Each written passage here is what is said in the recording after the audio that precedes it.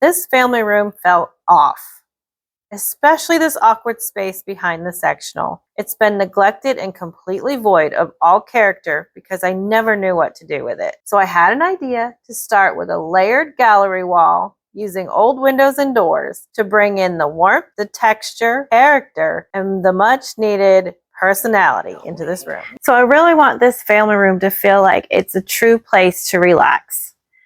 It's a place where our family watches TV, where we gather for game nights and holidays and celebrations. It's also a place where we have dance parties with our grandkids. So it needs to be warm and cozy and lived in and comfortable.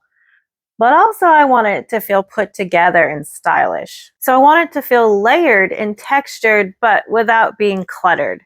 And I want it to feel curated and creative, but without the chaos. I want it to really have elements that reflect our true personalities. So I thought by tackling this awkward space behind my sectional sofa would be a great place to start because it has been neglected basically since we've had this family room. I truly just didn't know what to do in this space. And this big old vast wall back here, I had no idea what to do with it. I had grand ideas of like really large piece of artwork, but that's a little out of the budget. So I knew I did have some old windows and some old doors. So I thought that would be a great way to bring in that warmth and that character and that vintage feel, but adding a splash of color to bring it modern and stylish and also cohesive with the rest of the room. But first, let's start with a fresh coat of paint on the 3 adjacent walls to this fireplace. So I pulled everything to the center of the room and started painting. I am going to color drench this room. The baseboards, the ceiling molding, the chair rail, the wainscoting, the trim around the windows, everything's getting painted the same color. It's a warm white from Sherwin-Williams. It's their emerald paint. My first time using it, and boy, I was very impressed. It actually did only take 1 coat. I was shocked. I really was.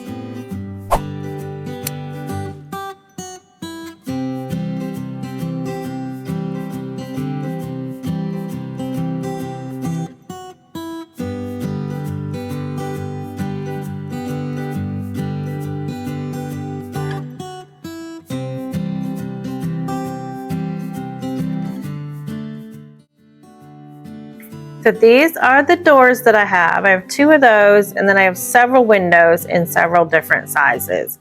And a few different, decorative pieces that I've taken off of furniture and whatnot that I think will look pretty good layered on this wall.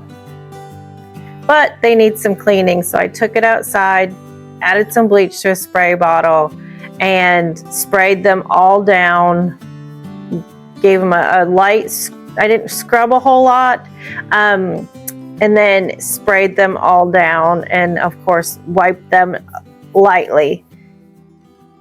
Okay, I'm gonna let these dry in the sun a little bit longer, and then I'll probably rinse them again really good and then let them dry again in the sun. We just want to make sure we don't have any mold on there. We don't have any mildew because that'll seep through the paint. So I had originally thought I would keep them original, but once I brought one inside just to see what it looked like, and it was just too grungy looking for the look that I'm going for in the living room. So they're all getting painted a nice fresh white color, surprisingly. So okay, I got the sprayer out. I am going to do something a little unorthodox, and I'm crossing my fingers that it works out.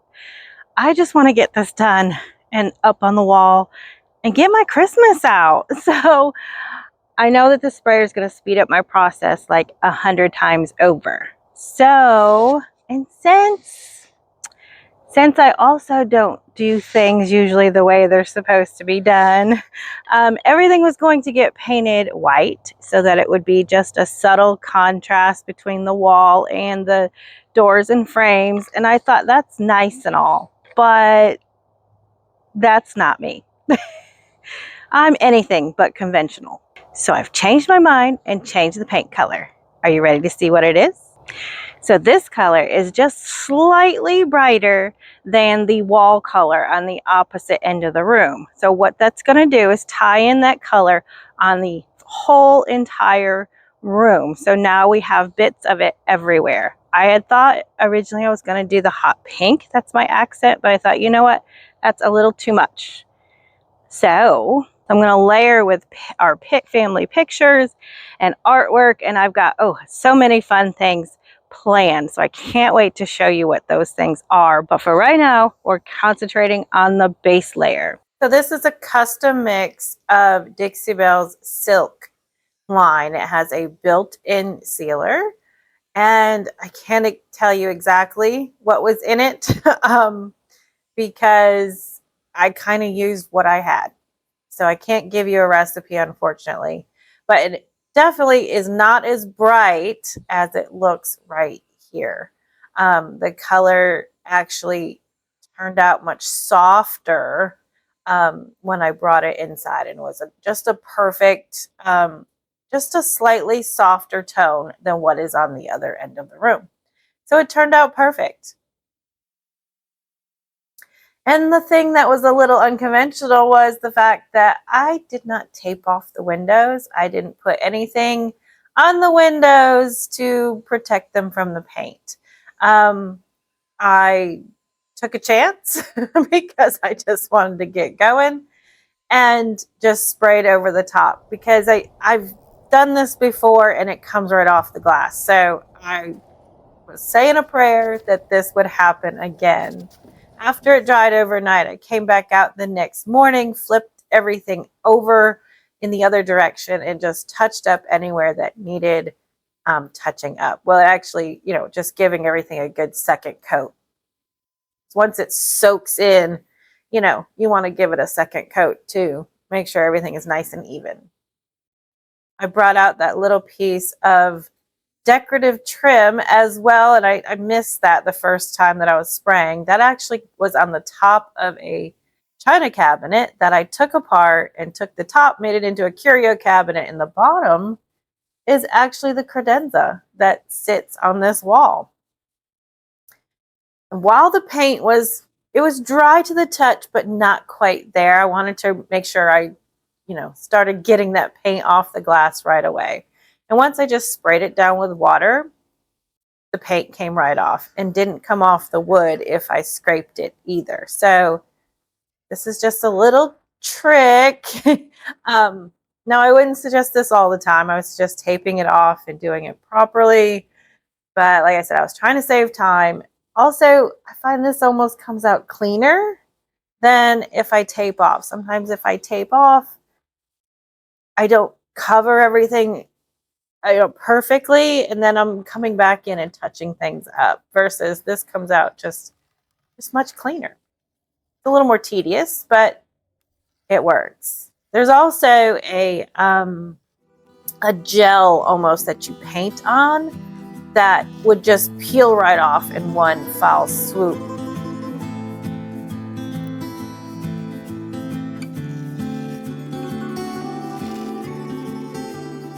All right, now once they were dry, we brought them inside, and I started kind of laying out how I wanted them. And I recruited my husband to help me.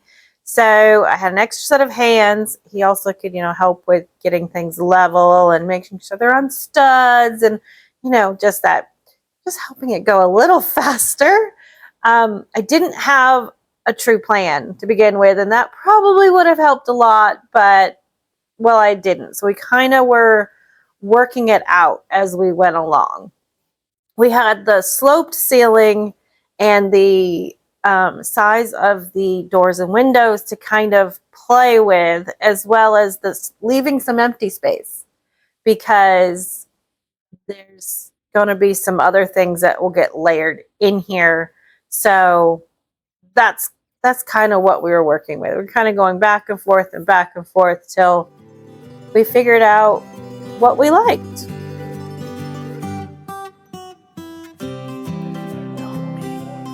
Apparently, my husband is fully enjoying the experience. Anywho, we got the hang of it once we got going, and realize, you know, where things needed to be, and making sure that we were also had a place to screw into a stud. There was a nice wood frame around all of the windows, and of course the doors are wood. So that was a good something solid to screw into, but we needed to make sure we screwed into wood behind the wall as well to make sure that these are anchored really nicely, so that once I start layering, you know, pictures on the front of them or whatnot, they're really anchored into the wall.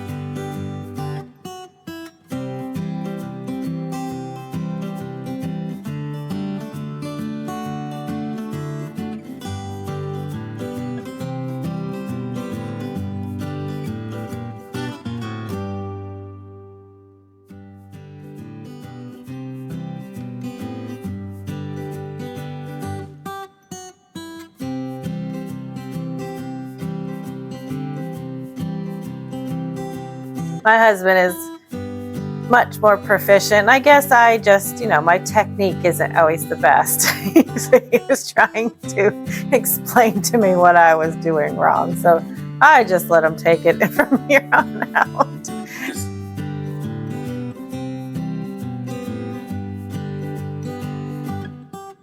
So now all I had to do was fill in where we screwed it into the wall. So I'm using just a little bit of wood putty, and then I'll come back and just touch it up. There were little spaces that, you know, that got knocked around and whatnot that need to be touched up as well. So I just went ahead with a little artist brush and the paint color and touched everything up.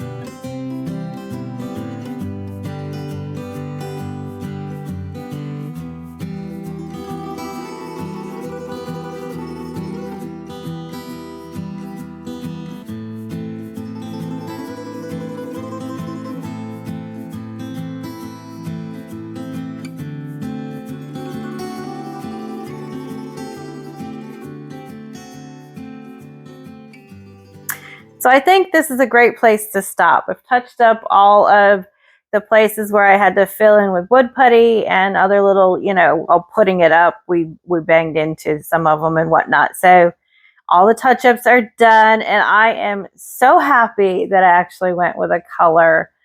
It actually, you know, at first I thought if I did this color, it is quite dark, it would be so harsh against the warmer white wall, but it actually makes your eye relax. And I didn't even quite fully understand that, but because the these three walls are the lighter or the white, warm white color, it made that fireplace look so stark and jarring. But now this color, by repeating that color, it actually allows your eyes to relax a little bit, and it encompasses the entire room and doesn't make it feel disjointed. I also think it's going to make this awkward space feel more cohesive with the rest of the room. So I'm excited and so happy that I actually took the chance to go ahead with the color.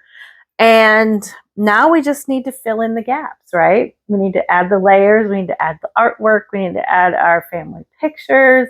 And if you watched the last video in the series, I did over some frames. So watch that video, that's right up here. And I have lots more planned in this makeover series. So make sure you hit that subscribe button so you know when the next one is posted.